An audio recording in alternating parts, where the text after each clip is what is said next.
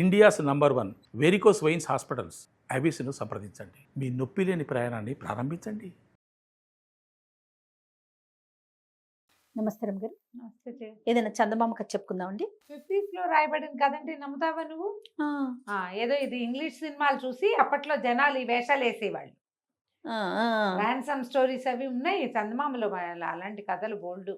మీరందరూ రామన్న సోమన్న, రాముడు సోముడు, భీముడు, పరోపకారి పాపన్న, అలాంటి కథలే చందమామ అనుకుంటే చాలా పొరపాటు పడుతున్నారు. చందమామలో మరి మీరు ఎప్పుడు మాకు పరిచయం చేయలేదు రమ్మగారు, ఇవాళే చెప్తా ఉన్నారు కదా. చెప్పండి. మద్రాసులో ఉన్నట ఇది చెన్నపట్నం కథ అనమాట. అప్పటికి చెన్నపట్నమేగా. 50s లో అంటే చెన్నపట్నమే. తర్వాత అంతా మాకు తెలిసి మద్రాసు. ఇప్పుడు మీరు చెన్నై అంటున్నారు కదా. మా చిన్నప్పటి అంతా మద్రాసే. మాకు మెడ్రాస్ అత్తగారు, మెడ్రాస్ బాబు గారు ఉన్నారు. మా చిన్నబాబు గారిది మెడ్రాస్. అందుకని వాళ్ళ అన్నయ్యని మా మెడ్రాస్ బాబు గారు, అత్తగారేమో మెడ్రాస్ అత్తగారు. చాలా మంది ఉండేసరికి అలా ఊరు పేరు పెట్టేవాళ్ళు. అవును. చెప్తాం.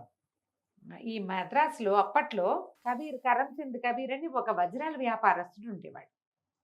ఆయన చాలా పెద్ద వ్యాపారం. కార్లు గీర్లు ఉన్నాయి ఆ రోజుల్లోనే ఆయనకి. ఆయనే కార్ డ్రైవింగ్ చేసుకునేవాడు.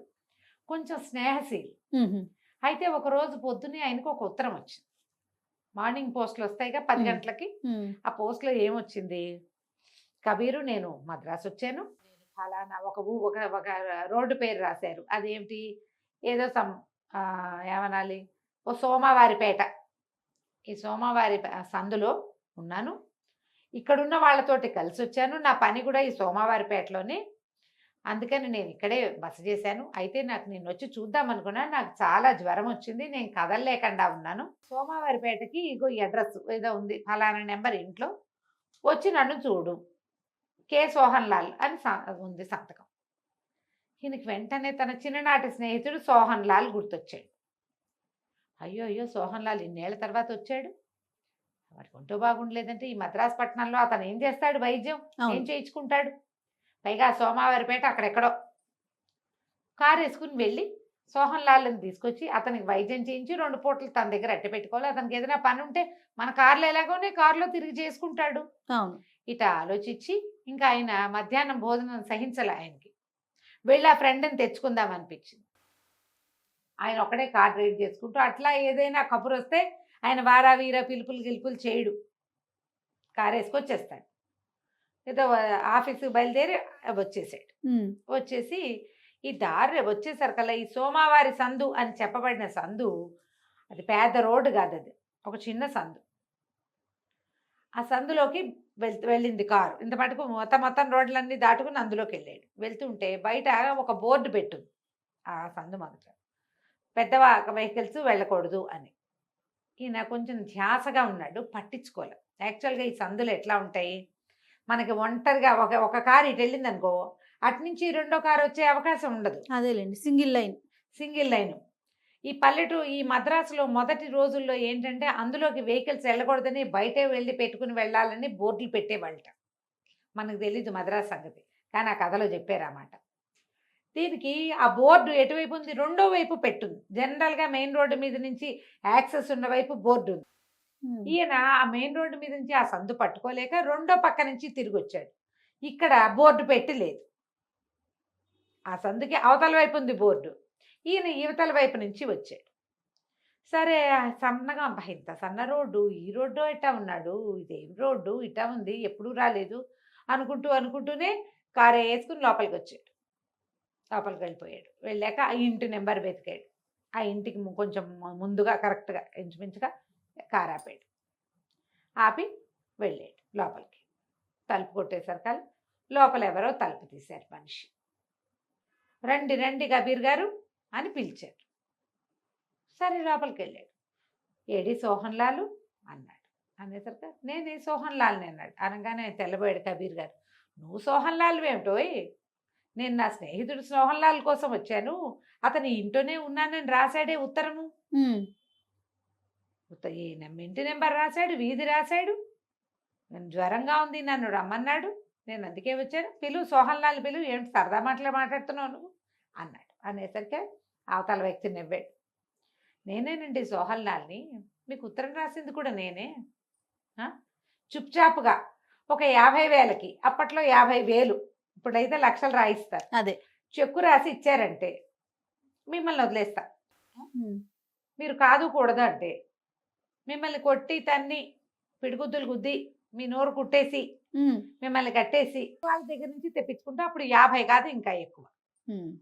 మీరు ఏదైనా పిచ్చి వేషాలు వేస్తే చెప్పిన మాట వినకపోతే బయట రంగోజీ అని ఒకడు కాపలా ఉన్నాడు, వాడు వచ్చి మీ అంతు చూస్తాడు. ఈయన చటుక్కుని లేవబోయాడు. ఆ సోహన్ లాల్ అన్నవాడు పిస్టల్ తీశాడు జేబులో నుంచి. గన్ను తీసాక ఈయన ఏం చేస్తాడు? గుటకలు మింగి సరే చెక్కు రాయాలంటే జేబులో పెట్టుకొస్తాను ఏమిటయ్యా చెక్కు, నేను నా స్నేహితుడిని చూడడానికి వచ్చాను, చెక్కు బుక్ ఎక్కడి నుంచి వస్తుంది ఇప్పుడు నా దగ్గర అదే కదా. అనేసరికి అతను పక్కపక్క అనేవాడు. మాకు ఆ మాత్రం తెలుసండి, మీరు ఇవాళ ఏం కోట్ వేసుకుంటారో మీ కోటు జేబులో చెక్ బుక్ పెట్టడానికి మీ ఆఫీస్లో ఒక నేర్పరిచాం మేము. బాగుంది. పొద్దున మీరు ఆఫీస్లో ఉన్నప్పుడే మీ కోటు జేబులో చెక్ బుక్ ఉంది, కావాలంటే చూసుకోండి. జేబులో చేపెడితే చెక్ బుక్ ఉంది, ఆ. చెక్ బుక్ సిద్ధంగా ఉంది, మీరు 50,000 రాసి సంతకం పెట్టారంటే అనేసరికి ఈయన అన్నట్టు సంతకం పెడతా, 50,000 బ్యాంక్ వాళ్ళు ఇస్తారా? ఉమ్. ఇవ్వరు. మీరు అది దాన్ని డబ్బు చెలామణి చేసుకోలేరు. నేను ఇక్కడి నుంచి బయటికి వెళ్ళానంటే బ్యాంకు వాళ్ళు ఏ నోట్లు ఇచ్చారో అక్కడ నోట్ చేసి ఉంటుంది. చెక్కు రాసిస్తే బ్యాంకు తీసుకెళ్తే వాళ్ళు ఇస్తే వాళ్ళు ఏమి నోట్ చేసుకోకుండా ఎవరు ఇంత పెద్ద అమౌంట్ ఎందుకు ఏమిటి అని ముందు వెనక నెంబర్లు పెట్టుకుంటారు. పాత రోజుల్లో పద్ధతులు అనమాట అవి. అనేసరికి ఈయన పక్కపక్కనే వేడు. డబ్బులు మేమేం బయటికి తేవండి, మీరు ఇక్కడ ఉండగానే రంగోజీ ఉన్నాడు బయట, చెక్కు తీసుకెళ్ళి బ్యాంకు తీసుకెళ్తాడు, డబ్బులు తీసుకుంటాడు.